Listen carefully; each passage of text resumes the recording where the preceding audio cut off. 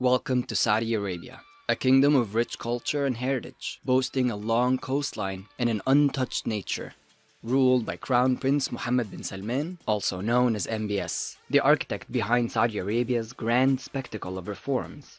Under his Vision 2030, he vowed to transform the country into a global investment powerhouse and to build a thriving country in which all citizens can fulfill their dreams, hopes, and ambitions.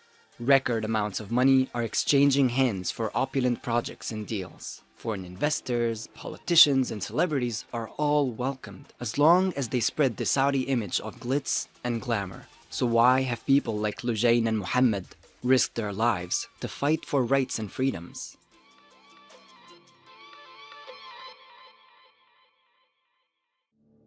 MBS came to power in 2017. 1 year later, as he planned new futuristic cities, he faced international condemnation and sanctions for the brutal assassination of the journalist and critic Jamal Khashoggi. While some positive reforms were introduced, like lifting the infamous driving ban on women and allowing them into football stadiums, peaceful activists were arrested, tortured, and sentenced to prison on absurd charges, including the very women who campaigned for the right to drive. And things are not improving much. In fact, MBS will silence anyone who even shows support for issues like women's rights. Salma al-Shihab was arrested and sentenced to 27 years in prison just for tweeting in support of women's rights. Or Muhammad al-Ghamdi, who had a total of just 10 followers on Twitter, was sentenced to death in July 2023 for his posts. And while MBS promised to decrease the use of the death penalty, in 2022, Saudi Arabia recorded 196 executions, the highest number in 30 years. Despite the earlier condemnations for Khashoggi's murder in 2018, world leaders are rolling out the red carpet for MBS, exporting billions of dollars worth of weapons to the kingdom, and conveniently brushing Saudi Arabia's atrocious human rights record under the rug.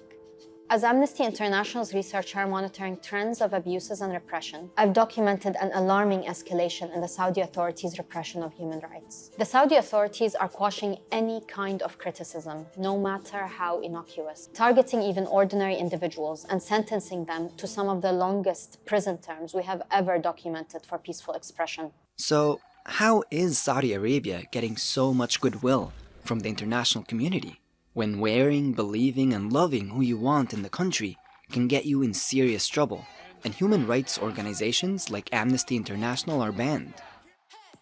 Because image is everything. MBS is one of the richest men in the world and is investing billions of dollars into a massive rebranding effort to hide the human rights abuses going on in the country. And it's working.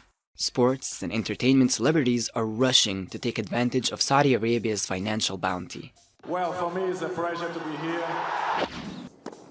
And the Saudi Grand Prix is good. If sport washing gonna increase my GDP by 1%, and then I will continue doing sport washing. And that's not everything. Through the Public Investment Fund, MBS is securing deals all over the world, expanding his influence beyond Saudi's borders.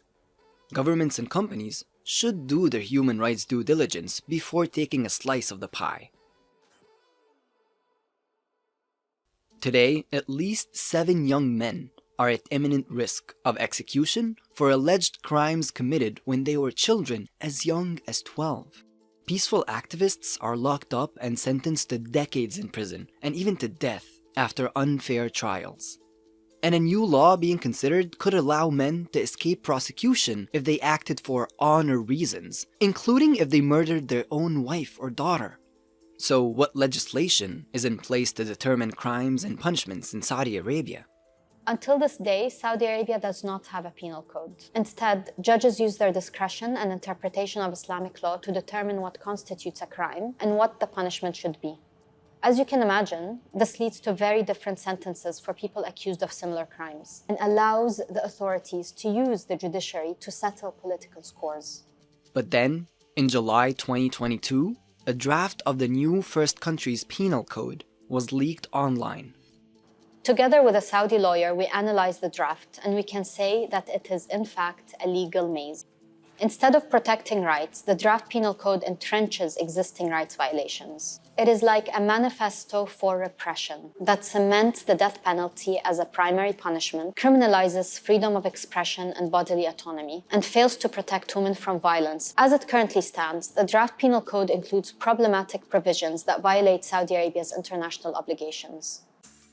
And this is why the Saudi Arabia's image laundering, which includes sport washing, matters.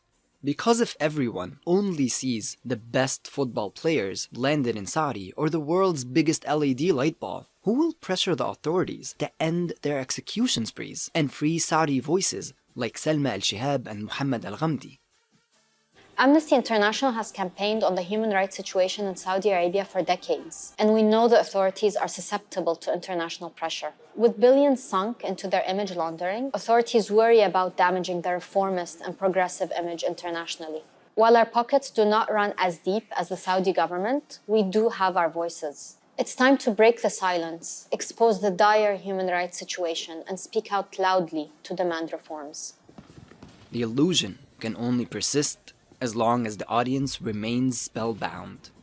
Join Amnesty International and add your voice to those demanding human rights reforms.